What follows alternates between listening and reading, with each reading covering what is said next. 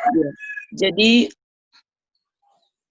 apakah berdoa itu bicara soal hak kita. Ya, Tuhan memberikan kita hak yang istimewa.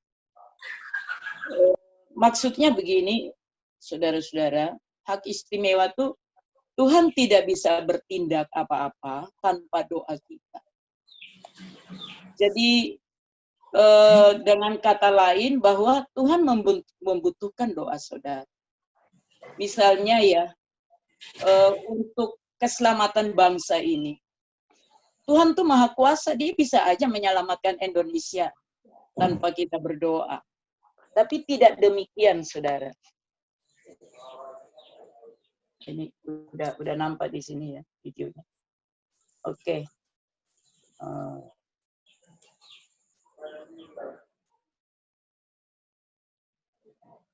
Ya. Jadi dibilang hak istimewa berarti doa saudara dan saya itu menentukan segala sesuatu. Lanjut kita lihat tentang apakah berdoa. Bisa dipindahkan ya.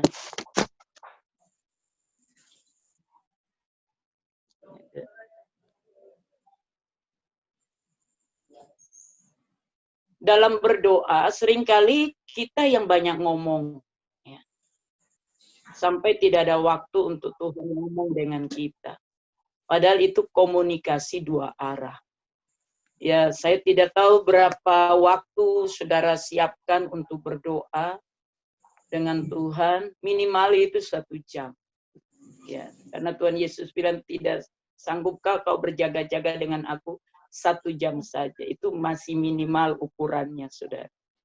Jadi komunikasi dengan Tuhan, waktu kita ngomong dengan Tuhan, ya jangan cepat-cepat kita sudahin atau kita keluar dari kamar doa, sementara kita belum dengar dari Tuhan. Namanya doa itu komunikasinya dua arah, saudara. Ya. Lalu kita harus tahu bahwa doa itu hukum yang tertinggi. Kalau saudara berdoa, maka dia akan mengatasi semua hukum dunia ini, ya. Hukum gravitasi bumi, hukum apapun yang ada di muka bumi. Doa bisa menaklukkan itu. Bahkan keputusan Tuhan pun bisa dibatalkan dengan doa. Makanya itu dibilang hukum yang tertinggi. Saudara punya hak istimewa di sini untuk naik banding. Ya, setiap kali ada hal-hal yang menurut saudara nggak, saudara bisa naik banding. Ya, ini mungkin level doa yang mungkin tidak biasanya saudara lakukan, tapi saya sudah lakukan itu. Seperti Abraham tuh naik banding untuk Sodom dan Gomora. Saudara, kita sudah masuk 9 bulan ya, masuk bulan yang ke-9. Kita berdoa untuk supaya Tuhan bebaskan bangsa ini dari pandemi COVID-19, tapi sampai sekarang belum. Kita harus mengerti rencana Tuhan apa di balik semua itu. Dan saya yakin hak istimewa saudara kalau saudara pakai, saudara akan mengerti apa yang Tuhan mau. Ya, supaya saudara doa yang penuh kuasa itu doa yang pas pada sasaran. Ya, doa yang efektif. Nanti kita akan lanjutkan lagi. Yang berikut baca ayat firman-Nya di itu Ibrani 10 ayat 19 sampai 22. Jadi saudara-saudara, oleh darah Yesus kita sekarang penuh keberanian dapat masuk ke dalam tempat kudus karena Ia telah membuka jalan yang baru dan yang hidup bagi kita melalui tabir, yaitu dirinya sendiri. Dan kita mempunyai seorang imam besar sebagai kepala rumah Allah. Karena itu marilah kita menghadap Allah.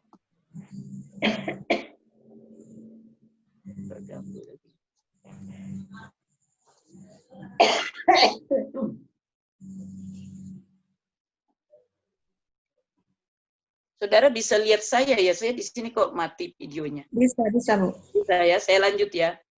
Iya Bu ya. Iya, sesuai dengan ayat firman Tuhan ini keberanian untuk kita menghadap kepada Tuhan. Jadi tabir itu sudah hancurkan ya. Tidak ada pembatas lagi, all access. Saudara dengan Tuhan itu bisa langsung, tidak pengantara lagi. Ya, langsung kepada Yesus Kristus. Kalau dulu kan harus lewat imam besar. Imam besarnya kalau nggak beres juga dia harus potong korban dulu untuk pemberesan dia. Wah, itu akan biaya banyak, saudara. Kita bersyukur oleh darah Yesus, kita bisa langsung ketemu dengan Tuhan. Ya. Seberapa saudara mengerti hal ini luar biasa. Ya, sehingga seringkali yang membuat doa kita impoten, doa kita tidak berdaya itu karena kita tertuduh, ya saudara. Kita tertuduh, apalagi kalau kita baru melakukan kesalahan. Apalagi kalau kita masih teringat, kita belum bisa mengampuni diri kita sendiri, masih teringat dengan masa lalu, ya. Padahal kita sudah di dalam Tuhan. Saudara, saya berkali-kali demonstrasikan. Kalau setiap kali setan menuduh saya demonstrasikan, saudara. Saya katakan bahwa saya berdiri atas kebenaran. Darah Yesus sudah menghapus semua dosa saya. Darah Yesus menyucikan saya. Darah Yesus membuat saya layak untuk menghadap Bapa, menghadap Tuhan. Ya. Nah, kalau saudara sendiri belum bisa mengampuni diri saudara, saudara sendiri juga tidak mengalami pengampunan oleh Yesus Kristus, oleh pengorbanannya. Ini yang membuat kita doanya juga ya tidak berdaya. Jadi saudara harus berdiri atas kebenaran firman Tuhan. Di gambar berikutnya bicara soal hak istimewa, itu ada gambar tabernakel. Saudara tahu bahwa tabernakel itu hanya imam besar yang bisa masuk sampai ke dalam. Tapi berdasarkan ayat firman yang dibaca tadi, saudara bisa sampai ke situ. Kita imamat yang rajani, imam, ya. Saudara berhak masuk sampai ruang maha kudus bertemu muka dengan Tuhan. Kalau misalnya saudara hanya sampai di pelataran, biasa kan memasuki gerbang Tuhan itu ada protokolernya, saudara, dan kadang-kadang kita nggak melaksanakan hal ini. Sehingga kita merasa bahwa doa kita itu ya ngantuk, ya, dan cepat-cepat kita sudahi doa kita. Nggak bisa bertahan sampai 1 jam. Kenapa? Karena kita tidak melakukan protokolernya. Ketika saudara merasa tidak bisa berdoa, ya, malas, ngantuk, saya mau katakan itu waktu terbaik untuk Tuhan melawat saudara. Saudara harus lawan itu. Sampai benar-benar saudara ngalami Tuhan pada saat saudara ya bisa menang atas kesuaman, kebekuan, kemalasan, rasa ngantuk. Ya. Itu dari pihak kita. Tuhan setia, dia menunggu saudara. Tapi kadang penghalang-penghalang itu membuat kita tidak bisa. Ya. Saudaraku, berdiri atas kebenaran firman. Masuk gerbang dengan hati bersyukur. Halamannya tuh dengan puji-pujian. Ya. Jadi saudara, waktu kita bersyukur itu, kita mengingat kebaikan Tuhan. Kita mengingat akan kasih Tuhan. Kita mengingat bagaimana Tuhan mengangkat saya tuh dari mana, latar belakang saya, kondisi saya dalam keadaan apa Tuhan angkat saya. Supaya hati kita tuh bersyukur dengan benar, bersyukur dengan jujur. Ketika kita mengucap syukur, maka kita akan mengucap syukur lebih dulu. Setelah saudara mengucap syukur apa yang saudara ngalami dengan Tuhan, setelah saudara mengucap syukur, yang berikut baru saudara memuji. Memuji Tuhan itu puji akan keberadaannya, bukan karyanya. kehebatannya, kedahsyatannya. Nah, ketika saudara sudah memuji Tuhan, baru saudara, itu baru halaman. Masuk ke ruang kudus dulu. Jadi ini yang saya bilang protokolernya. Kalau saudara mau tembak saja langsung, ya, ke permohonan, itu yang membuat kita tidak pernah ngalami itu. Jadi di dalam tabernakel itu ada bagian-bagian yang harus kita lewati. Secara rohani pun demikian, saudara. Ya. Iya.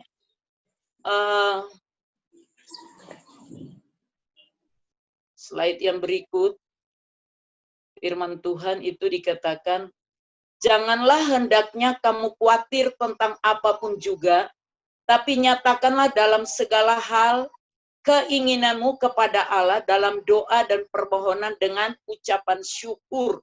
Ya. Seringkali kita berdoa, kita hanya menyampaikan permohonan. Ya. Kita hanya menyampaikan pokok-pokok doa, tapi tidak dengan ucapan syukur. Ucapan syukur tuh bagaimana, saudara? Maksudnya, walaupun jawaban doa itu belum kita terima, tapi kita udah mengucap syukur duluan. Ya. Saudara doa apa? Saudara berdoa untuk jodoh saudara, saudara tinggal bilang, terima kasih Tuhan, Engkau sudah memberikan teman hidup saya, yang menurutmu itu pas dengan saya. Itu mengucap syukur, walaupun doa itu belum dijawab. Jadi ayat ini katakan bahwa kita harus menyampaikan permohonan dengan ucapan syukur. Sampaikan permohonan itu disertai dengan ucapan syukur. Kenapa? Karena ini akan membuat iman kita terjaga. Kalau misalnya kita berdoa tapi dasarnya nggak ada iman, doa kita nggak nembus loteng. Mau dikatakan doa penuh kuasa nggak bisa. Ya. Ini udah macet sini. Iya. Jadi, saudara, doa dengan mengucap syukur itu akan membangkitkan iman kita.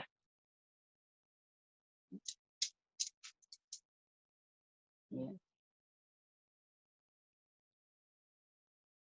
Jadi jangan hanya menyampaikan permohonan tanpa mengucap syukur. Ya. Belajar dari sekarang, permohonan disertai dengan ucapan syukur. Kenapa demikian, saudara? Ketika saudara mengucap syukur, iman saudara bangkit. Ya. Kalau kita hanya setor permohonan, itu akan ada gangguan di pikiran kita. Didengar enggak ya? Dijawab enggak ya? Mungkin enggak ya? Sembuh enggak ya? Ya, dapat jodoh enggak ya? Macam-macam pikiran akan timbul. Tapi kalau kita mengucap syukur, kita sedang blok setiap serangan yang datangnya dari pihak musuh. Iya. Lanjut. Masih tetap di komunikasi dua arah. Itu saudara lihat bahwa tidak semua doa itu penuh kuasa. Tidak semua doa itu ampuh.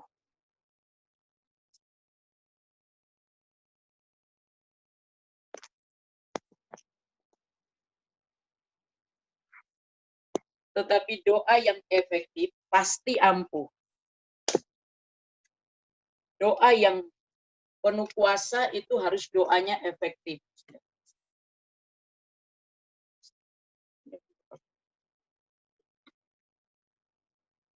Sebentar teman-teman, ini lagi ada teknisi datang memperbaiki. Oke. Iya.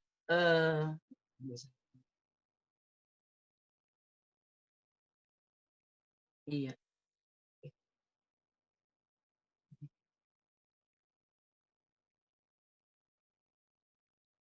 Doa yang efektif itu pasti ampuh, pasti penuh kuasa. Jadi doa yang efektif itu seperti apa, saudara? Doa yang efektif itu doa yang saudara sebelum berdoa, misalnya saudara mau merebut sebuah kota atau sebuah desa. Saudara perlu tahu dulu, ya, terbentuknya desa itu dibuat pemetaan rohani. Jadi doa yang efektif itu doa yang tidak seperti sembarang meninju, tapi pada sasaran. Kalau saudara mau minta sesuatu yang pribadi, sama. Jadi kita pemetaan rohani untuk satu wilayah, satu desa, sama pemetaan rohani untuk kepentingan pribadi kita juga bisa. Itu dilihat sesuai dengan firman Tuhan. Benarkah doa kita sesuai dasarnya dengan firman Tuhan atau tidak? Kalau misalnya tidak sesuai dengan firman Tuhan, doa kita tidak efektif. Apalagi mau dikatakan doa yang penuh kuasa. Ya. Jadi kalau saudara minta dan dasarnya firman, itu seperti saudara sedang mengingatkan Tuhan. Ya. Saya kembali lagi, misalnya saudara minta jodoh, ya. Saudara akan bilang, Tuhan, engkau katakan bahwa tidak baik manusia seorang diri. Berarti Tuhan pengambil inisiatif. Itu bukan dari pihakku, tapi itu dari pihak Tuhan. Saudara mengingatkan Tuhan. Itu salah satu contoh. Saudara berdoa untuk sembuh. Ya. Firman Tuhan bilang oleh bilur-bilur Yesus, kamu sudah sembuh. Jadi mengucapkan firman. Dalam Yohanes 15 ayat 7, kalau kamu tinggal dalam aku, firmanku tinggal dalam kamu. Minta apa saja, kamu akan menerimanya. Tidak ada batas. Kata minta apa saja berarti permintaan kita tidak terbatas. Tapi syaratnya, saudara harus tinggal dalam Tuhan, dan firman-Nya tinggal dalam saudara. Ini bicara efektif. Tinggal dalam Tuhan, itu berarti saudara berjam-jam duduk di kaki Tuhan. Saudara nyembah Tuhan. Saudara ngerti maunya Tuhan apa. Saudara mengenal hati Tuhan. Tinggal dalam Tuhan itu ukurannya bukan kita sibuk dalam pelayanan. Kita pegang banyak pelayanan. Bukan, saudara. Saudara tahu kisah Marta dan Maria. Ya. Maria itu tinggal dalam Tuhan. Marta sibuk dengan pelayanan. Tuhan bilang apa?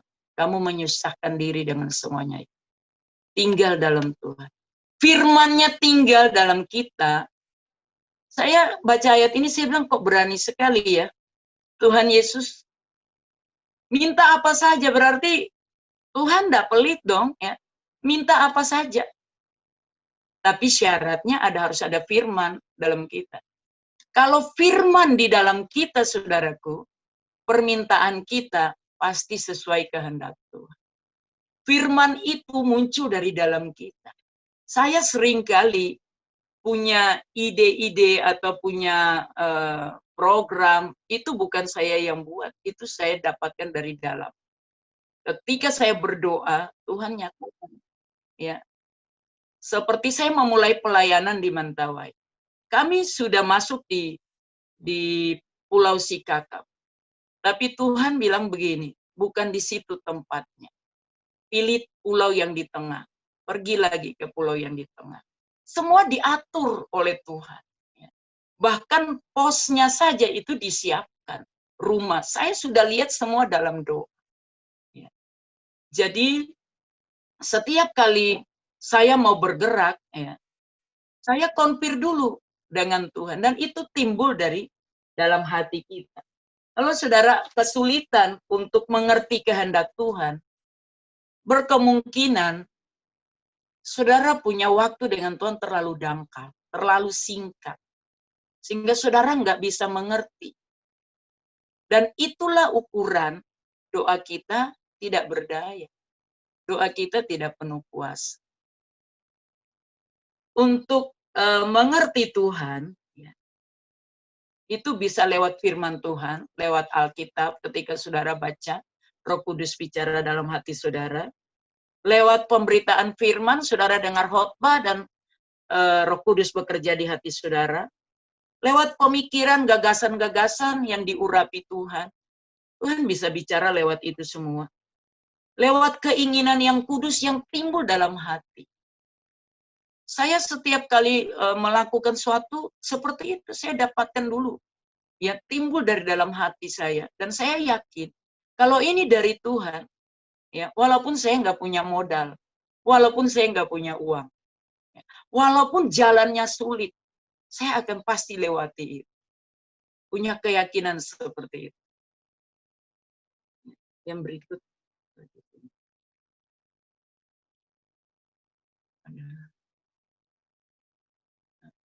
Ini nih yang berikut. Nggak mau ya. Iya. Ada banyak orang berpikir begini, mengapa kita harus berdoa kalau Tuhan itu sudah tahu apa yang kita butuhkan sebelum kita minta. Saudara, Tuhan itu sebenarnya Dia panggil kita bukan untuk pelayanan, saudaraku. Permohonan bukanlah inti dari doa. Berdoa itu kita memasuki komunikasi untuk bergaul dengan Tuhan. Tapi seringkali kita dalam pelayanan ada masalah baru kita berdoa. Nah, ini keliru, saudara. Tuhan panggil kita itu untuk Dia punya hubungan dengan kita. Dia rindu lebih intim, lebih akrab dengan kita. Sebab kalau kita bergaul karib, akrab dengan Tuhan, jadi sahabat, maka semua yang menjadi rencananya itu akan diberitahukan kepada kita.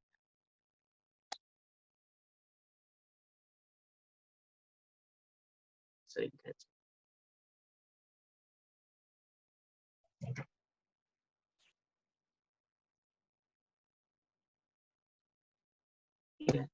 Jadi doa menjadi tidak berkuasa. Tadi di atas itu saya terlewatkan. Pendoa syafaat itu bagaikan pipa. Ya. Jadi pipa itu kan untuk menyalurkan, ya, air ke bak. Kalau pipa itu kotor, pasti air yang keluar juga ikut keruh ataupun tersumbat dan tidak menetes. Jadi sebagai seorang pendoa, untuk bisa mengalami kuasa doa, dia juga harus pastikan pribadinya layak di hadapan Tuhan. Kalau ada dosa harus dibereskan. Saudara, doa ini sesungguhnya sesuatu yang sangat penting dari apapun. Ya, kita harus jadi pribadi yang berdoa. Kalau sampai kita tidak goal di sini ya, untuk bisa menjadikan kehidupan doa kita naik level, maka semua kegiatan kita tidak ada artinya, saudaraku. Tuhan bilang kita menyusahkan diri dengan semuanya. Tadi saya katakan bahwa Tuhan panggil kita, sesungguhnya Dia butuh kita, bukan pekerjaan kita. Dia butuh pribadi kita untuk bergaul dengan Dia. Seberapa kita bisa memberi waktu untuk bergaul lama dengan Tuhan. Itu menentukan kekuatan doa kita. Jadi seringkali kita berpikir begini, ada masalah baru kita berdoa. Saudara, waktu kita di dalam pelayanan, ya, sesungguhnya kita tidak berdoa lagi. Kita menjarah, kita tinggal menuai. Doa itu di kamar kita, di kamar doa kita. Untuk memenangkan, ya, apakah itu desa, apakah itu orang-orang yang keras, ya, apakah itu budaya, mengembalikan keadaan, budaya yang tidak sesuai dengan kehendak Tuhan. Saudara harus kalahkan itu di dalam kamar doa saudara dulu. Di luar itu tinggal saudara memenangkan. Bukan saudara baru mau mulai berdoa. Saudara lihat Tuhan Yesus. Setiap kali ada orang sakit dibawa kepadanya, dia tidak berdoa di situ. Tapi dia berdoa, dia bangun waktu hari masih gelap. Pagi-pagi benar, waktu hari masih gelap, Yesus keluar dan dia berdoa. Murid-murid menyusul dia. Berarti murid-murid tahu bahwa itu tempat doa Yesus setiap pagi, subuh, hari masih gelap. Tapi murid-murid tidak pernah ikut doa dengan dia. Jadi saudara, kalau kehidupan saudara, kehidupan doa saudara, tidak memenangkan ya pertempuran di kamar doa saudara, maka dalam pelayanan saudara bisa stres. Saudara pusing sendiri seperti Marta, kasus Marta itu. Ya. Saya lanjutkan lagi.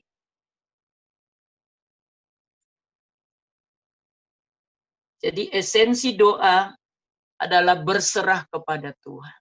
Saudara, rindukan saja. Memang ini hal yang sulit, karena setan tahu bahwa kalau sampai kita suka berdoa, dia akan mengalami kesulitan yang besar. Saya dulu juga tidak bisa lama berdoa. 1 jam itu sudah puji Tuhan. Tapi saya rindu Tuhan, saya mau bergaul intim dengan Tuhan. Itu doa saya terus menerus. Dan akhirnya Tuhan kasih itu saudara. Saya hari-hari ini bisa berjam-jam, 2, 3, 4 jam, kadang sampai saya lupa. Saya lihat jam, misalnya dari jam 1, udah jam 4 pagi. Dari jam 2, sudah 4:30 pagi. Tanpa saya sadar, saya bisa bergaul intim dengan Tuhan. Jadi kalau saudara belum ya sampai ke level ini, rindukan terus. Sungguh-sungguh kejar terus saudara. Sebab ingat, bukan pelayanan yang utama, tapi hubunganmu dengan Tuhan. Itu menentukan Anda bisa demonstrasikan kuasa Tuhan dalam pelayanan. Setelah kita intim dengan Tuhan, baru dia lihat kita bisa dipercaya. Baru dia mempercayakan pelayanannya buat kita, saudara. Jadi jangan terbalik ya. Tuhan ingin kita mencari dan bersekutu dengan dia. Tuhan ingin kita tuh menikmati sukacitanya. Seberapa saudara kalau berdoa ngalami Tuhan. Ya. Saya tidak tahu, tapi saya setiap hari saya ngalami Tuhan. Itu yang membuat saya kuat. Saya walaupun berjam-jam saya kurang tidur, tapi saya nggak ngantuk. Saya jarang istirahat siang. Kenapa? Karena ngalami Tuhan. Selalu ada kekuatan seperti HP yang dicas kembali. Nah, itu dari pihak Tuhan minta kita demikian, saudara. Iya. Nah, kalau kita tidak sampai goal doa ini jadi kesukaan dalam diri kita. Saudara kalau tulis kata doa, D-O-A, ya. Kalau masuk S-nya di dalam, ya. S ini masuk setan, maka tidak berdoa, tapi yang terjadi adalah dosa. Ya. Kalau saudara doa ini menjadi sebuah kesukaan, saya yakin S itu keluar. Dia nggak berani untuk jangankan menjamah saudara. Mengganggu saudara pun tidak, saudara. Nah, saya lanjut masuk ke... Jadi, jika saudara ada dosa, itu harus dibereskan. Ingat, Tuhan sudah mengampuni kita. Tetapi iblis mengerti, seringkali mendakwa kita. Kalau kita tidak beres, maka kita diganggu. Dan itu membuat doa kita tidak berdaya. Jadi pastikan setiap kali saudara datang di hadapan Tuhan, menyembah Tuhan, memuji Tuhan. Kalau Roh Kudus ada ingatkan untuk kelemahan saudara, dosa saudara, akui saja. Ya, jangan melawan. Akui itu, saudara. Di dalam gambar itu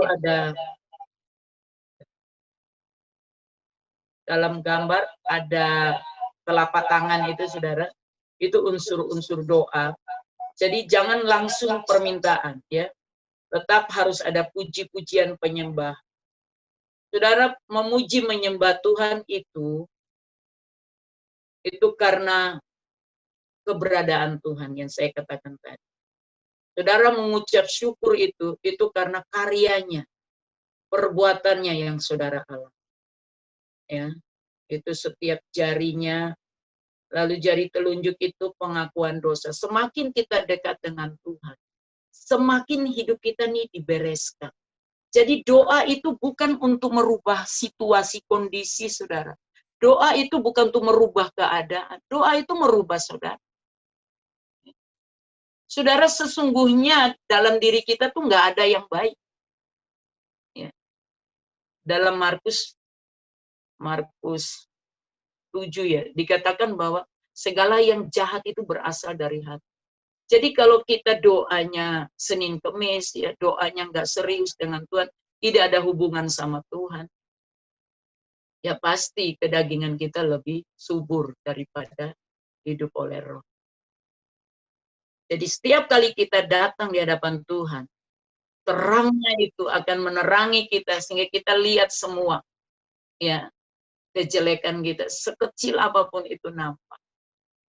Satu ketika saya tuh ya dalam doa, dan Tuhan katakan begini, kamu tuh nggak murni hati.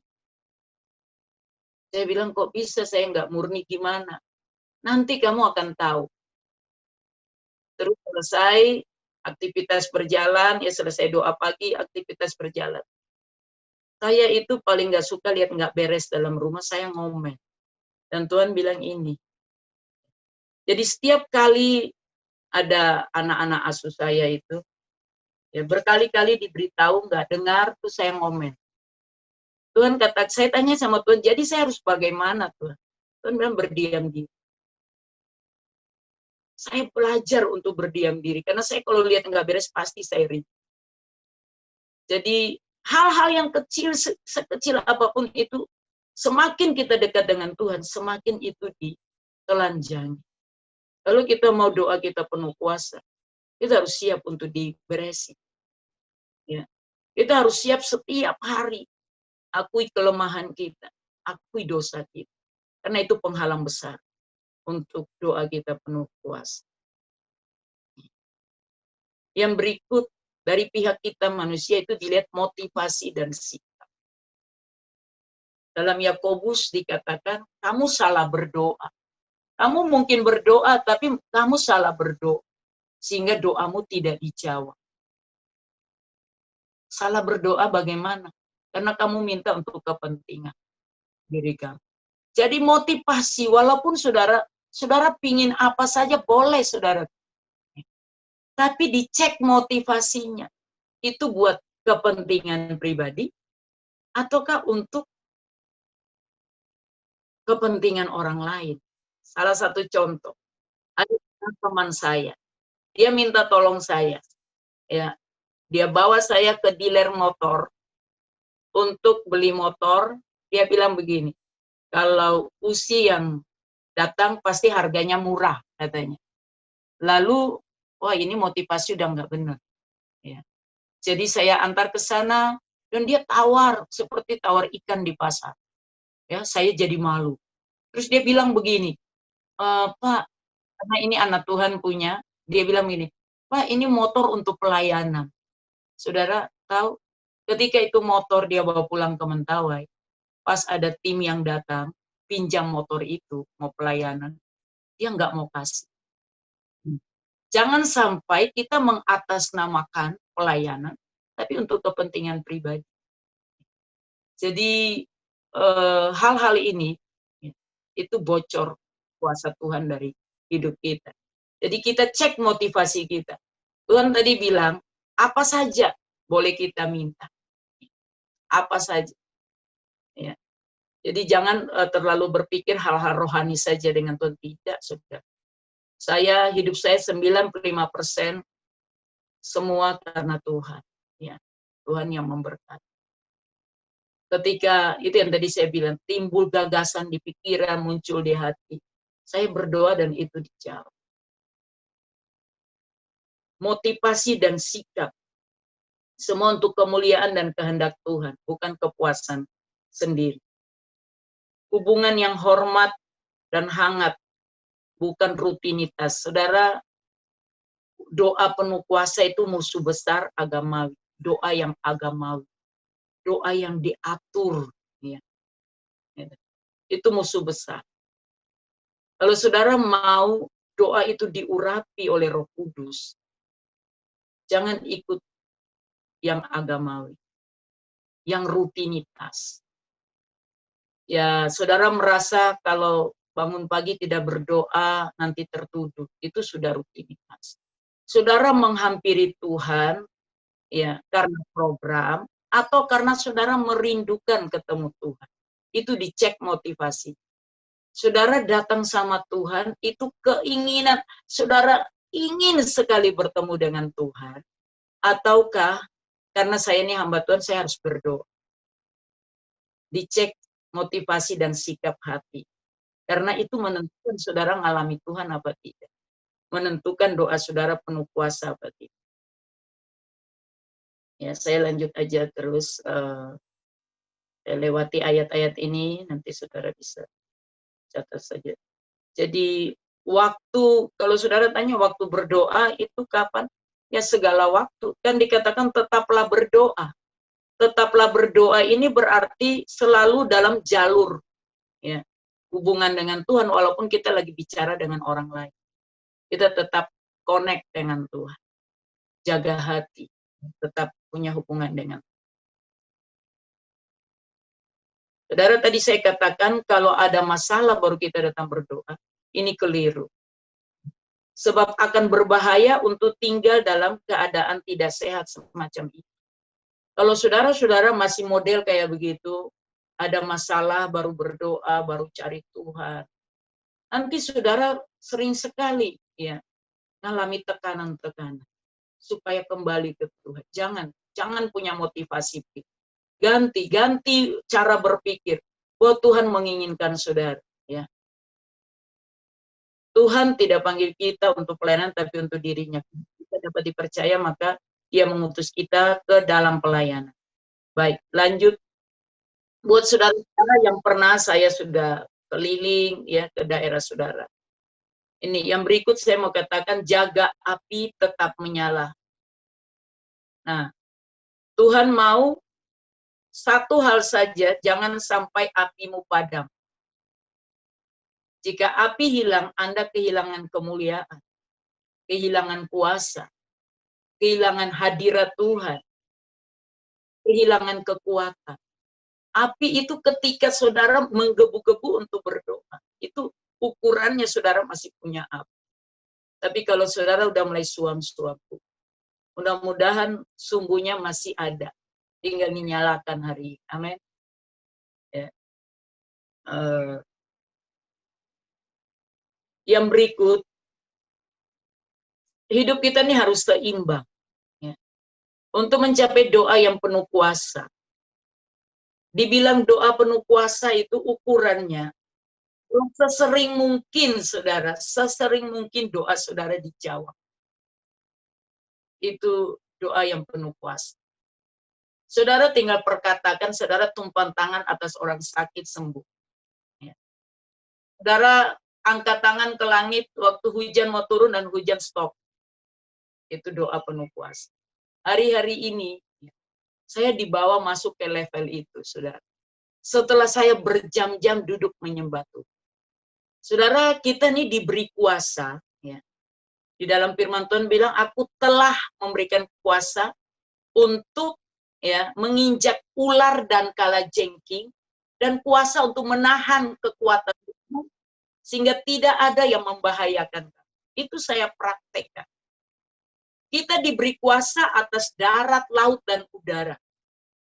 Kalau yang dibilang doa penuh kuasa, saudara, perkataan saudara itu penuh kuasa.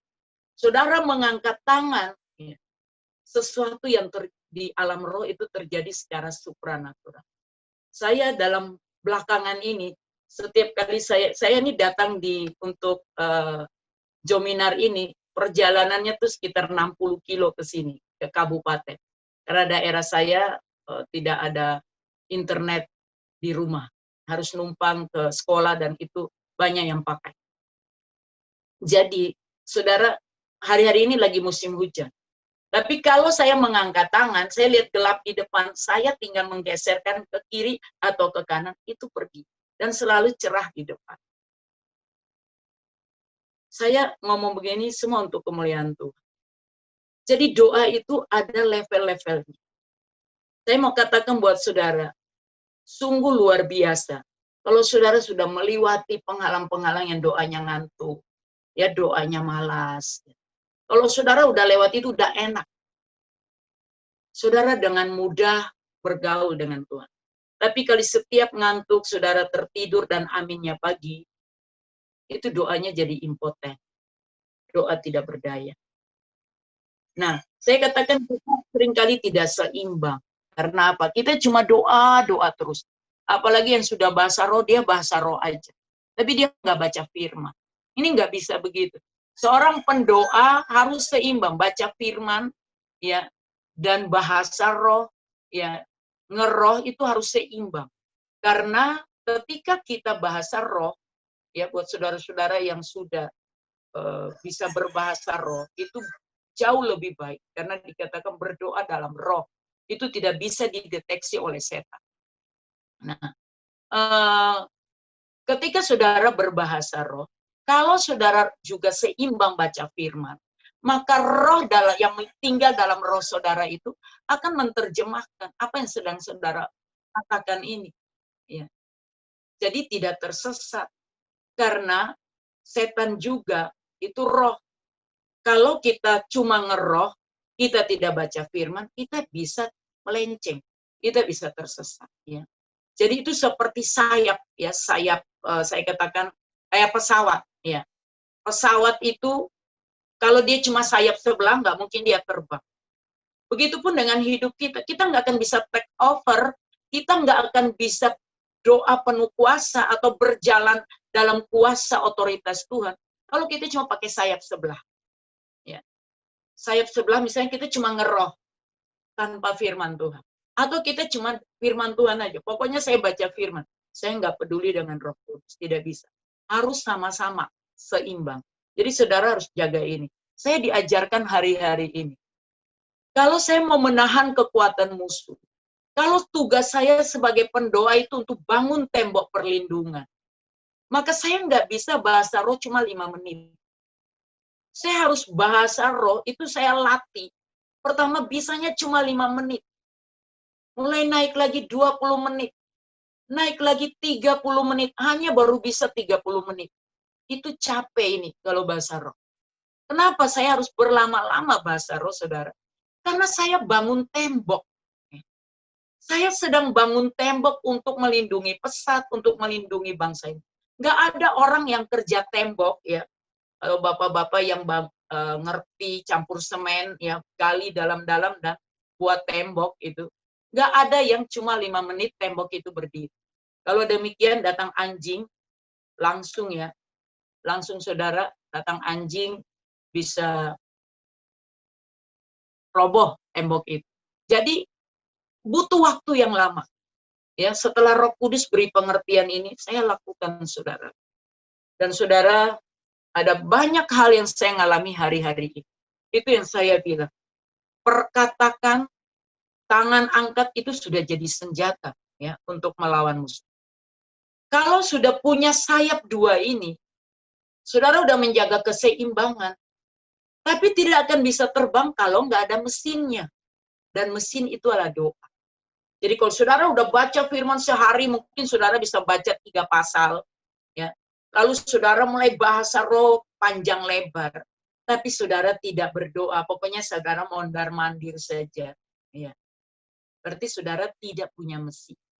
Ya. Juga tidak bisa take over. Tidak bisa terbang. Ya. Pesawat bisa terbang kalau ada mesinnya. Dan ketika saudara berdoa, ya mesin itu adalah doa. Ya. Di gambar itu ada firman, ada Roh Kudus, ada doa. Ya. Ketika saudara berdoa, itu berarti saudara sedang menyalakan mesin saudara. Dan ketika saudara menyalakan mesin, saudara akan kalahkan hukum gravitasi bumi untuk terbang. Saudara, kita bilang kita nih Raja Wali Tuhan.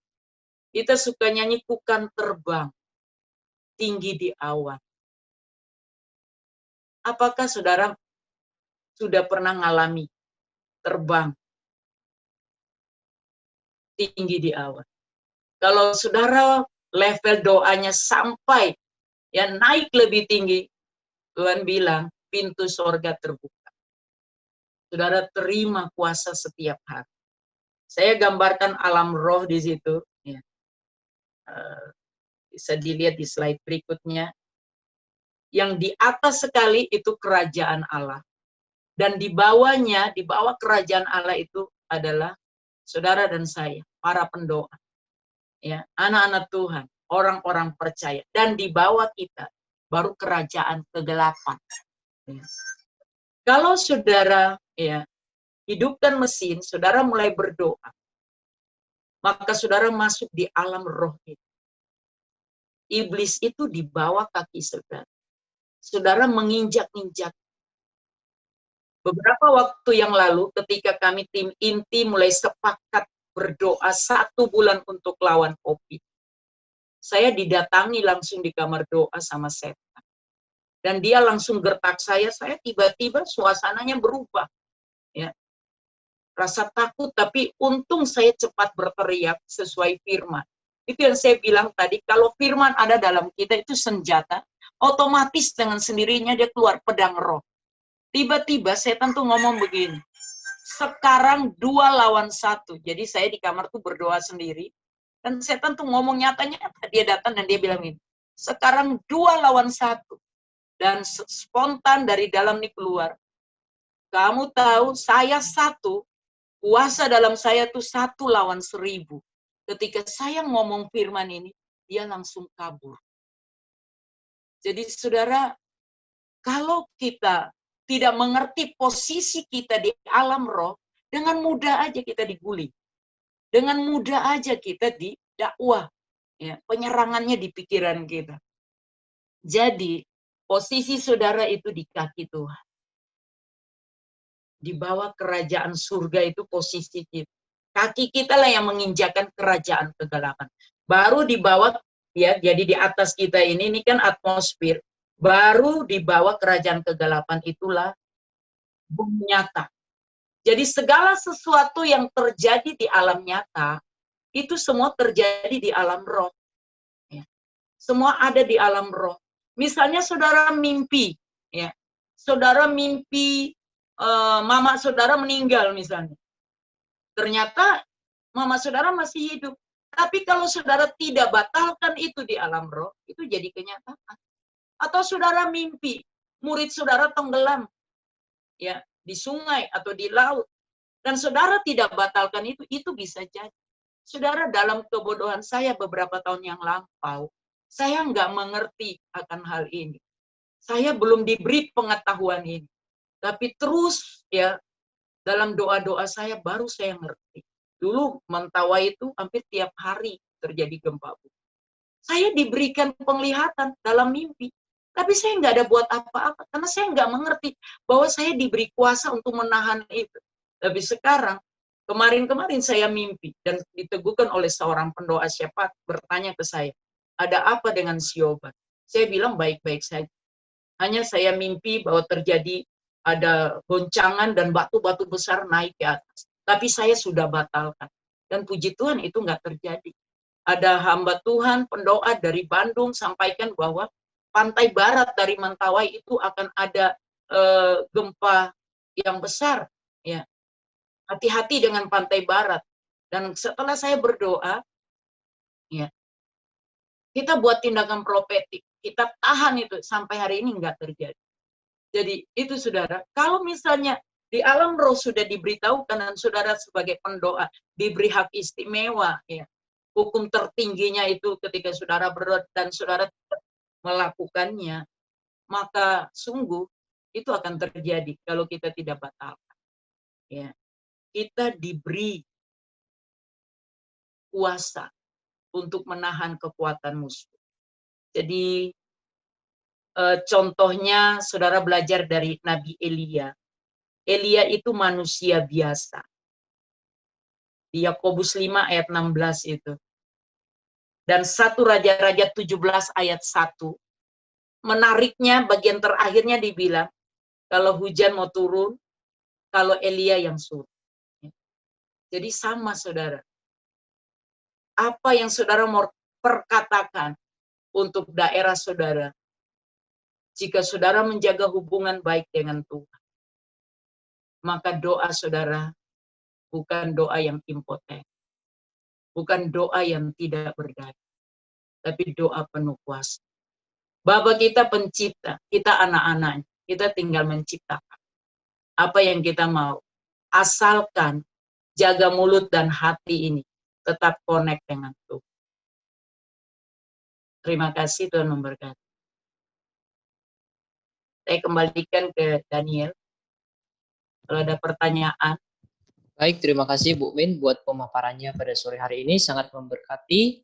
Nah, bagi Bapak Ibu, Saudara yang mungkin ada pertanyaan tentang topik kita pada sore hari ini, bisa silahkan ditanyakan langsung kepada Ibu Min, supaya kita juga sama-sama bisa belajar dari pertanyaan Bapak Ibu.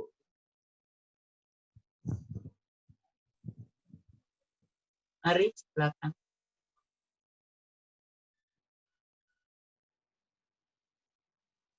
Bapak Ibu yang ingin bertanya,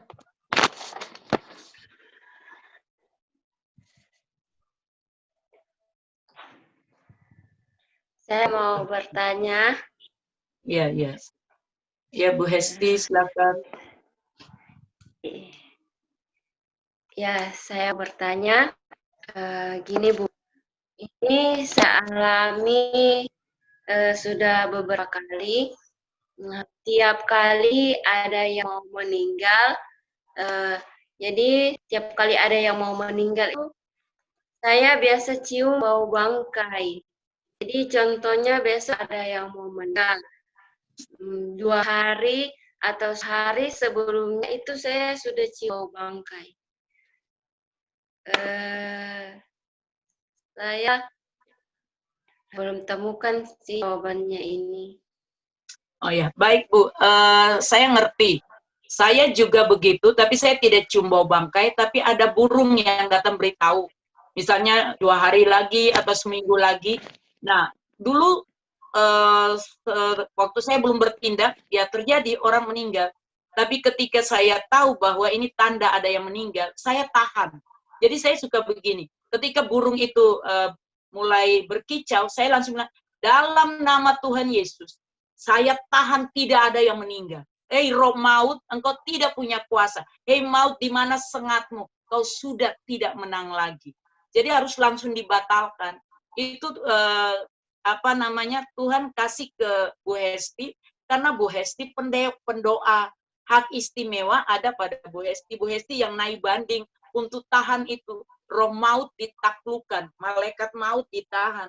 Jangan merebut jiwa lagi. Begitu. Ya, coba dipraktekkan karena saya sudah praktek. Ada lagi yang lain? Bisa ya Bu, bisa ngerti ya?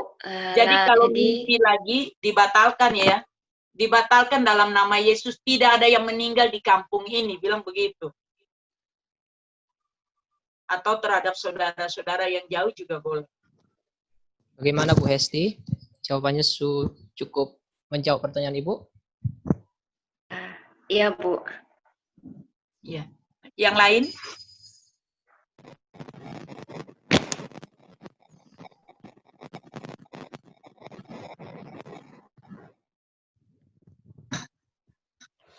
Mari Bapak Ibu yang ingin Shalom. bertanya. Shalom Ibu. Shalom. Ibu Min, Shalom. saya Aryan dari Pesat Klaster Kalbar. Oh iya, kita ketemu di Sumba kemarin ya. Ya Bu, terima kasih buat materi Ibu tentang berdoa dengan kuasa. Iya. Jujur saya ketika dengar penyampaian Ibu, saya merasa cemburu kudus juga sih. Artinya level saya kok setelah saya evaluasi nggak sehebat Ibu dan bahkan nggak sehebat apa yang sudah saya dengar. Ya paling tidak monoton lah kalau kelas doa saya. Tapi ada satu pemahaman yang kadang itu seringkali orang mengkotakkan Bu.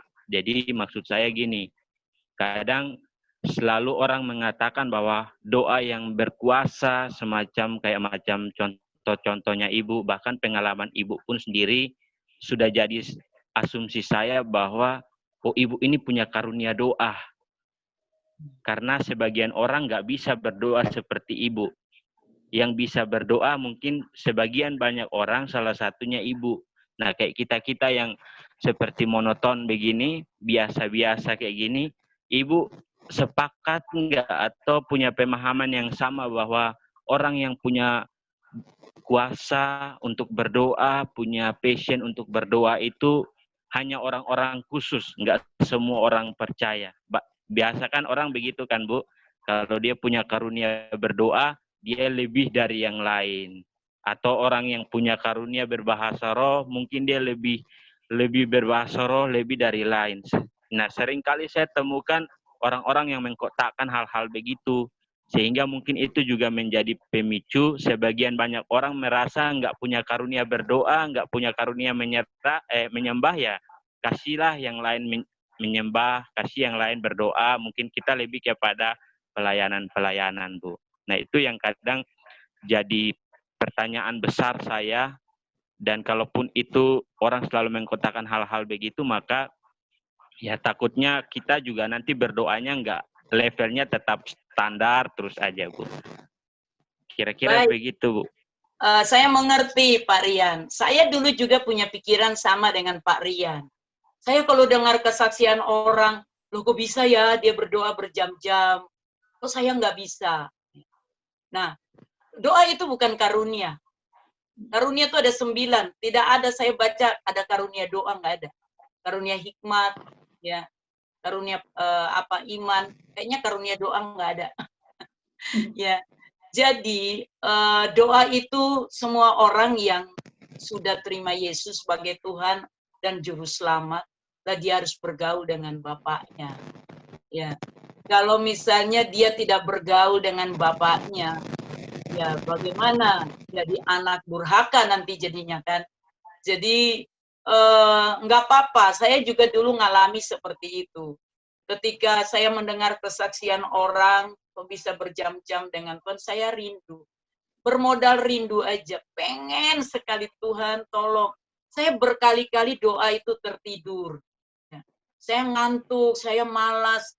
Tapi yang seperti tadi saya bilang, ya, saya mulai dikasih pengertian ketika saya tidak suka, ya, itu saya paksakan untuk betah duduk sampai akhirnya saya lewati masa itu. Ya. Dan ketika saya punya hati yang tidak mau berdoa, justru itu ada hal yang spesial yang Tuhan mau kasih buat saya. Jadi setiap kali saya rasanya kebekuan, kemalasan itu, saya betah, saya duduk sampai betul-betul saya nerima apa yang Tuhan berikan buat saya. Dan itulah yang mengubah saya sampai hari ini. Jadi begitu Pak Rian, tidak mengkotak-kotak. Itu kembali ke diri kita. Ingat, Bapak sangat merindukan Pak Rian balik untuk bersungguh-sungguh dengan Tuhan. Mulai saja, rindukan Tuhan saja. Sebab yang kerjakan itu Tuhan, bukan kita. Tuhan sangat mau. Kita cuma meresponi aja panggilan itu. Ya. Jadi doa, saya katakan itu bukan karunia. Cuma bagaimana kita pingin bergaul intim sama Tuhan, maka dipercayakan banyak sama kita. Alangkah baiknya kalau kita semua dipesat, punya hubungan intim dengan Bapa, maka pelayanannya akan cepat selesai. Ya, orang dengan mudah bertobat, karena kita berjalan dalam kuasa Tuhan. Ini yang saya rindukan terjadi di besar. Baik Pak, gimana Pak? Amin Bu, terima kasih. Sangat jadi lawan ya jawaban Ibu. Lawan, amin, amin, Pak. Bu. Harus lawan kedagingannya. Amin, amin Bu. Saya sedang proses membenahi diri. Terima kasih Bu. Iya, supaya pelayanannya lebih efektif. Ada Roh Kudus yang bantu kita. Jangan takut, jangan dengan kekuatan sendiri. Amin. Roh Kudus, biarkan Roh Amin, Kudus Bu. bawa kita kemana dia mau. Oke, yang lain. Ya, terima kasih Bu. Selamat sore Bu Min. Iya Pak Alfredo, apa kabar? Baik Bu. Ya, mengikuti pemaparan materi atau firman Tuhan dari Bu Min itu ya luar biasa. Iya. Saya mungkin apakah itu kebiasaan, saya tidak tahu. Saya kalau misalkan mau berdoa, kalau saya ngantuk, itu biasanya saya milih untuk tidur dulu. Saya tidur dulu, nanti jam berapa aja saya bisa bangun, saya berdoa. Itu yang pertama. Yang kedua, almarhum bapak saya itu sudah 20 tahunan. Nah, 2 malam berturut-turut itu saya mimpi almarhum. Kemudian saya cerita dengan istri, wah, saya mimpi berturut-turut 2 malam kok, orang sudah meninggal kok. Datang saya itu dia berpakaian rapi, tapi dia tidak menyapa saya, dia hanya menampakkan wajahnya ke saya. Lalu istri bilang, ya kalau begitu ya harus berdoa. Terus seperti apa yang tadi Bu Min katakan itu, tadi malam itu saya doa beberangan, saya putuskan itu, terus ya saya tidurnya nyenyak, tidak mimpi lagi dengan almarhum. Terima kasih Bu. Baik, kembali lagi orang yang sudah meninggal tidak ada hubungan sama kita. Kalaupun kita mimpi datang gitu, ya dikebaskan saja. Karena itu bisa ditunggangi oleh kuasa kegelapan. Ya, jadi kalau apakah itu orang tua kita ya muncul dalam mimpi, ya enggak usah ditafsirkan macam-macam. Firman Tuhan bilang orang mati dan orang hidup tidak ada hubungannya. Ya, jadi semua harus kembali ke firman, ya begitu. Lalu kalau misalnya soal waktu berdoa, itu komitmen kita dengan Tuhan. Ya. Saya tidak bahwa harus jam segini, enggak. Ya. Jadi kalau saya pun juga kalau terbangun, saya harus gerak, pokoknya entah saya cuci gelas atau apa supaya pegang air dingin agak menangkis ngantuk juga. Misalnya jam 1, jam 2 ya. Makanya saya tidur cepat. Kalau Tuhan mau saya ketemunya jam 1 atau jam 2 masih terlalu ini, saya harus tidur jam 9 atau setengah 9. Ya. Saya puji Tuhan sekali, saya biasa terikat dengan sinetron. Suka nonton sinetron.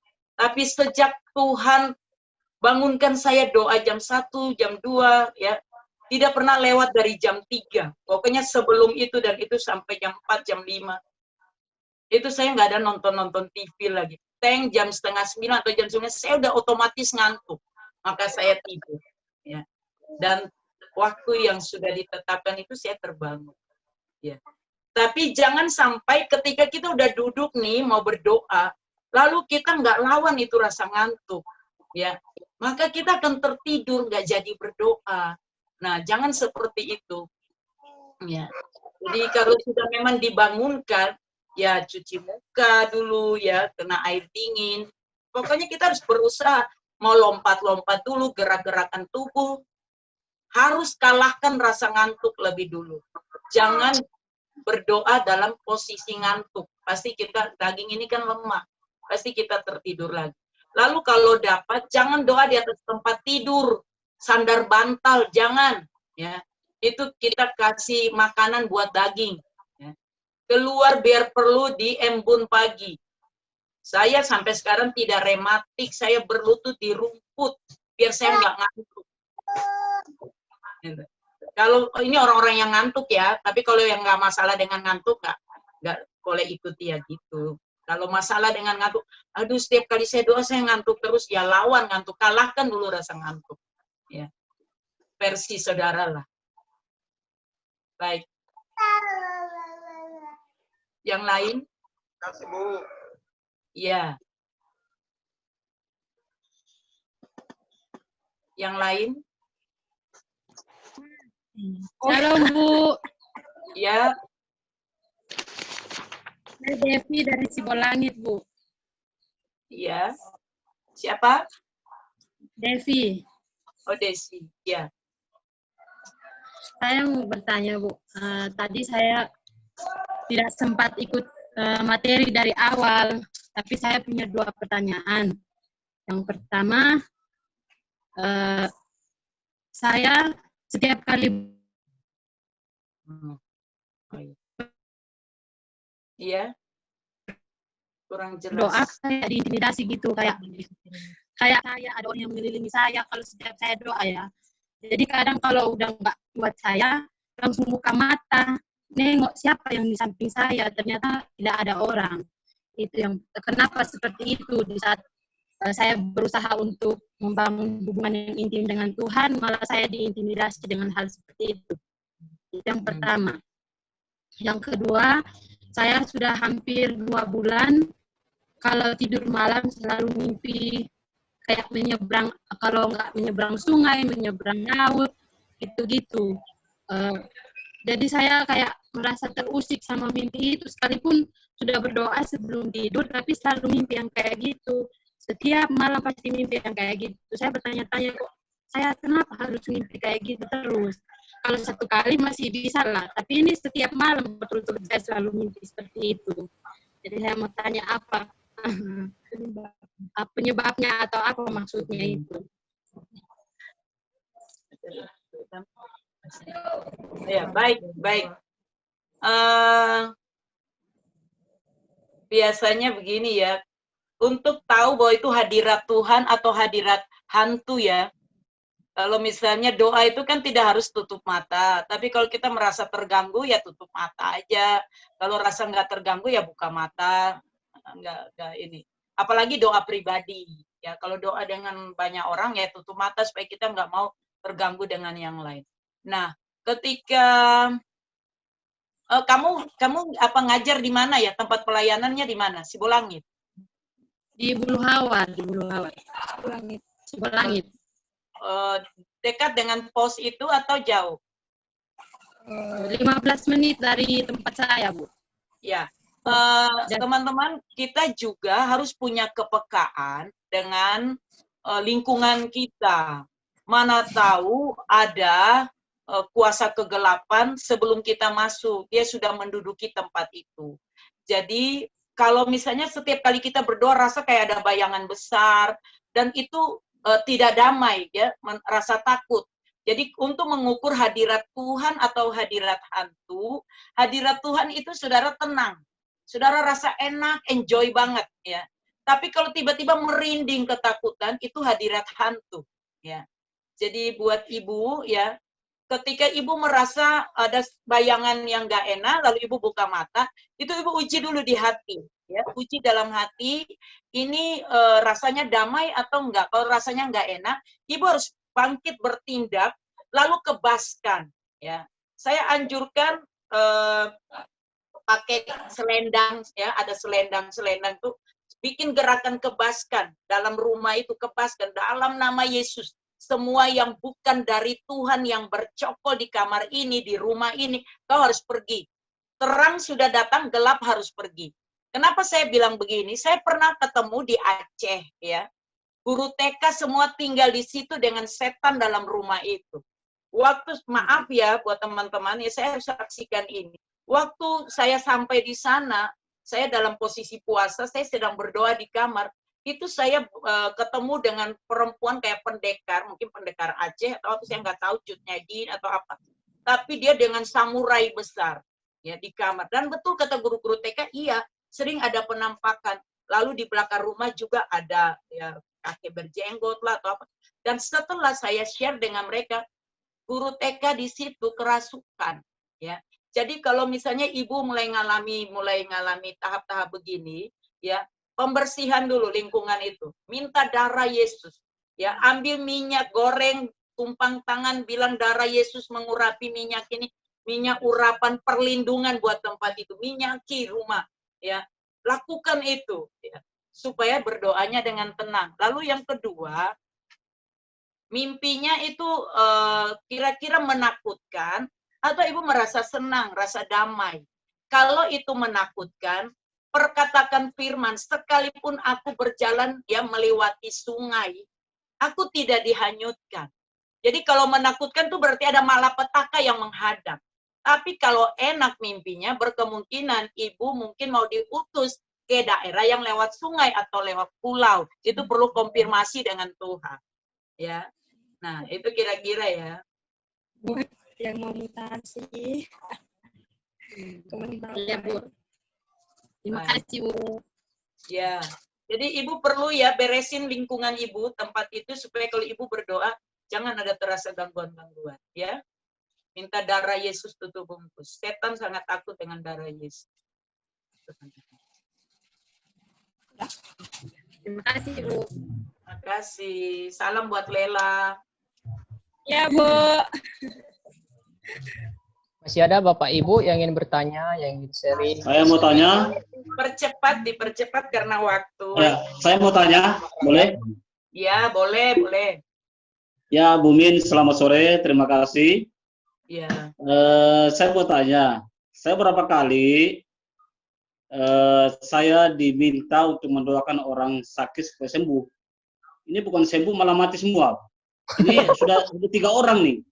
Sudah 3 orang saya doakan, memang sakit parah. Terus sempat ada orang Cina itu, orang Chinese itu sudah lumpuh total gitu kan, lalu kemudian nggak bisa gerak kakinya, tapi pas amin sempat kakinya itu bergerak. Dan itu semua ya orang-orang Cina di situ kaget juga gitu ya, kok awal memang sebelumnya kakinya nggak gerak sama sekali gitu. Tiba-tiba kakinya itu gerak. Tapi akhirnya seminggu kemudian saya ditelepon, Om, ibunya sudah meninggal gitu. Wah, ini gimana? Ini sudah 3 kali itu saya melalui hal seperti itu. Nah, kira-kira itu masalahnya apa gitu? Maksudnya apakah itu karena dosa saya atau memang apa namanya nggak mujarab doa saya atau seperti apa gitu? Kira-kira begitulah. Pak Rangga. Terima kasih, Bu. Ya. Pak Rangga itu peperangannya di pikiran, ya. Jadi kesusahan sehari cukup untuk sehari, kalahkan itu dulu. Itu trauma mendoakan orang sakit, ya mati. Jadi dia nunut terus, dia ngikut. Harus dikatakan, jadi harus menang dulu, ya. Katakan bahwa yang pernah mati itu tidak akan mengganggu saya lagi. Jadi waktu berdoa, nanti kan setan, wah ini bikin lagi mati supaya nanti Pak Rangga punya pendapat bahwa saya ini kalau doakan orang mati. Kata-kata itu harus dijaga. Saya kalau doakan orang kok mati. Nah, itu nggak boleh. Nggak boleh perkatakan itu. Mulai latih dari sekarang, pikirannya tuh dirubah dulu. Ketika pikirannya udah connect dengan Tuhan, baru doakan orang. Selama pikirannya masih dihantui mati, jangan doakan orang. Jadi mantap dulu, sampai Pak Rangga merasa keyakinan yang kuat, saya doakan orang ini pasti hidup. Baru pergi doakan orang. Ya. Karena itu sudah direkam sama setan. Akan membuat begitu, kenapa? Karena untuk menghalangi Pak Rangga supaya jangan lagi doakan orang. Padahal kalau Pak Rangga mau doakan orang, ya akan banyak yang mengalami mujizat. Dia buat penghadangan sekarang ini, dan itu ada di pikiranmu sekarang. Ya. Itu dikalahkan dulu, sampai mantap betul, baru melangkah doakan orang. Pasti, ya mujizat sembuh. Jadi kalau 3 kali berturut-turut ini udah jadi benteng di pikiran. Ya rontokan itu semua dulu sampai mantap, baru mulai doakan. Ya. Biar perlu Pak Rangga harus nangkap sinyal dari Tuhan bahwa kalau berdoa orang ini sembuh. Ya. Begitu.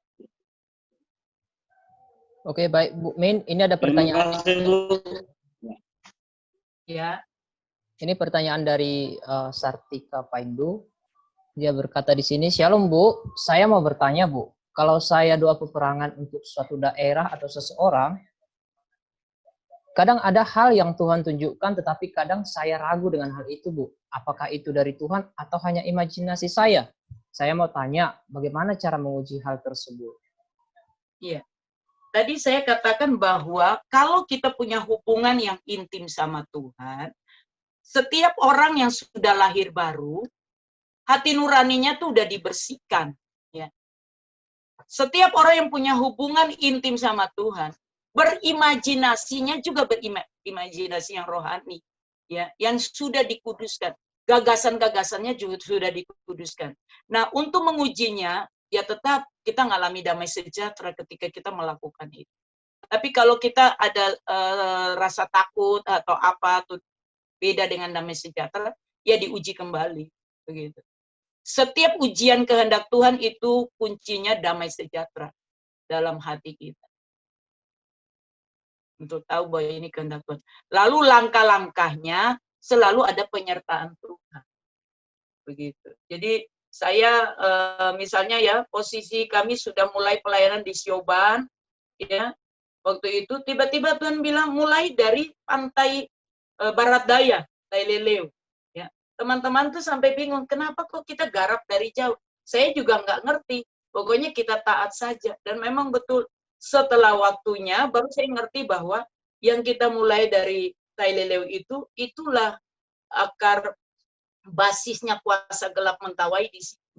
Ya, oh berarti Tuhan mau kita beresin dari situ, yang lain-lain tinggal menuai.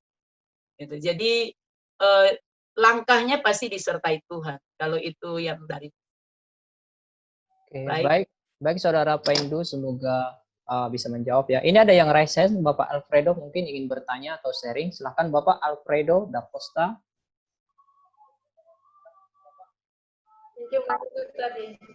Pak. Oh, sudah. Sudah tadi. Bapak Alfredo sudah. Mungkin yang lain? Shalom, Bu. Iya. Kak Weni. Saya Weni, Bu. Oh iya, silakan Ibu. Ya, Bu, saya mau bertanya. Hal-hal ya mungkin sederhana ya, Bu. Kayak gimana ya, Bu? Saya pengen dengar tips dari Ibu. Misalnya saya lagi berdoa, seringkali saya lagi berdoa, terus berdoa berbahasa roh, misalnya berdoa dalam roh, tiba-tiba tuh ada saat-saatnya saya merasa bahwa kayak hambar gitu, hambar bahasanya, tapi ada juga saat-saatnya seperti bergelora. Nah, di saat misalnya saya lagi berbahasa roh, tetapi saya rasa kayaknya enggak kayak hambar, biasanya saya langsung bahasa Indonesia, langsung bahasa berdoa dengan akal budi. Tetapi ada saat-saatnya itu bergelora, Bu. Maksudnya bahasa roh itu saya merasa bahwa roh saya memang connect gitu. Nah, menurut Ibu, bagaimana cara kita untuk mensiasati hal kayak gitu kalau misalnya ada saat-saat kita berbahasa roh tapi kita merasa bahwa biasa aja, seolah-olah hambar gitu, bahkan seolah-olah nggak connect, ada saat-saatnya kayak nggak connect gitu, Bu. Itu gimana, Bu? Iya. Baik, bahasa roh tuh jangan asbun ya, jangan asal bunyi. Kalau bahasa roh yang tadi dibilang bergelora itu dia asalnya dari perut. Jadi ada getaran-getaran lalu sampai keluar mulut kita bergetar, berarti itu waktu untuk kita berbahasa roh. Jadi bukan hanya asal lata begitu aja, kiara pakata ya karalba, kiara begitu enggak. Saya pun juga ngalami begitu, ya. Bahasa roh yang bergetar itu dia mulai dari perut, yang dibilang jika kamu percaya dari dalam hatimu mengalir aliran-aliran air. Nah, itu waktu yang tepat kita berbahasa roh, ya. Jadi enggak asal bunyi begitu. Kalau asal bunyi maka akan rasa hambar. Ya. Jadi memang terasa dulu di perut ini bergetar sampai dia keluar di mulut ini bergetar, baru kita bahasa roh. Dan itu tidak bisa stop. Kalau kita menguji ini bahasa roh ini dari Tuhan atau dari setan, karena setan juga bunyinya mirip begitu. Saya pernah dengar dukun-dukun berbahasa roh. Ngujinya gimana? Waktu sedang berbahasa roh, saudara bilang darah Yesus. Ya, kiara pataya karapaya darah Yesus. Lalu ini terus mengucapkan berarti dari Tuhan. Tapi kalau bilang darah Yesus dia terstop, nggak mau keluar lagi, udah nggak usah dipaksa. Ya. Karena pernah di Pesat, waktu saya masih belajar di Pesat, teman saya sampai dia tidak diutus ke lapangan, padahal dia rekan saya untuk diutus di Lampung. Dia berbahasa roh, tapi tiba-tiba istri Pak Heru yang orang Surabaya itu menerjemahkan bahasa roh itu, ujakan kepada Tuhan. Tuhan Yesus. Datang dicek, dia kerasukan, dia sedang pakai cincin berbatu giok. Ya. Jadi gitu ya, bahasa roh ini kan kebanyakan teman-teman tidak mengerti. Cuma saya bilang kalau firman dan roh ini seimbang, pasti ngerti. Karena ketika kita mau dengar Tuhan mau bicara apa, saya biasa tuh jembatannya bahasa roh. Waktu saya bahasa roh, saya bisa nangkap Tuhan mau bicara apa. Begitu. Ya, ya baik Bu, kira-kira bisa menjawab. Ya Bu, makasih Bu. Baik, Bapak Ibu, berhubung karena waktu kita sudah hampir ini, mungkin satu pertanyaan lagi ya Bu untuk terakhir di sesi kita ini. Bagi Bapak Ibu, pertanyaan terakhir kami persilahkan kalau ada yang ingin bertanya. Sepertinya ada yang raise hand ini. Karyawati Laia ya. Saudari Karyawati mau bertanya.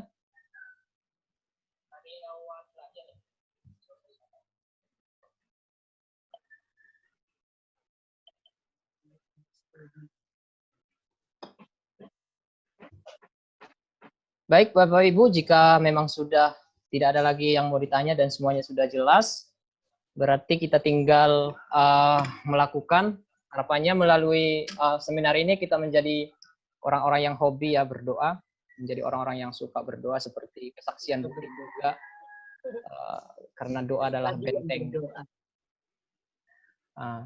Dan terima kasih Bu Min sudah berbagi pada sore hari ini kepada kita semuanya. Biarlah Bu Min tetap dipakai menjadi pendoa yang luar biasa dimanapun Ibu Min melayani. Nah Bapak Ibu, kita telah usai pada seminar kali ini. Sampai jumpa di seminar yang selanjutnya. Kita pasti akan ada tetap. Saya mungkin mau berdoa ya buat semuanya. Ya Bu Min, silahkan Bu Min yang ingin berdoa bagi kita semua. Iya, buat teman-teman, mari angkat tangan dan buka hati. Saya percaya walaupun lewat Zoom, kuasa Tuhan tidak terbatas.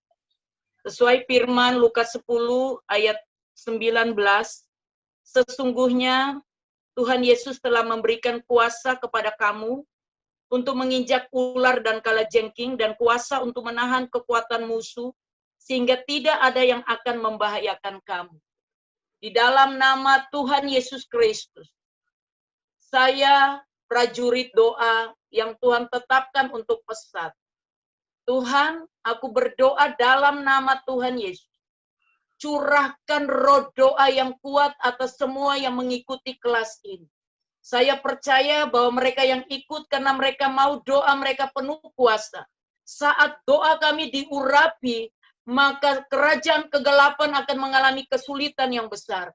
Dan pelayanan kami akan berhasil, akan mencapai puncak-puncak kegemilangan, puncak keberhasilan.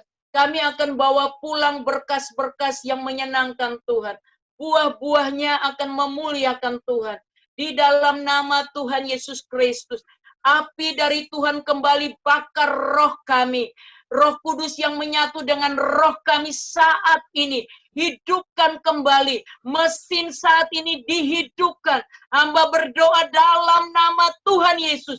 Semua sendi-sendi, sel-sel yang mati, mengalami kebekuan, kesuaman, bangkit kembali dalam nama Tuhan Yesus Kristus. Aku berdoa supaya semua yang mengikuti kelas ini, hari ini Tuhan berikan kekuatan yang luar biasa. Menjadi pribadi yang berdoa. Ada kesukaan untuk menikmati hadirat Tuhan. Ada kesukaan untuk bergaul intim dengan Tuhan. Di dalam nama Tuhan Yesus terjadi untuk kami semua yang ada di pesat. Terpujilah ya Bapa dalam nama Tuhan Yesus. Kami mengucap syukur untuk pimpinan Roh Kudus selama kami menjalani kelas ini. Tuhan dipermuliakan. Haleluya.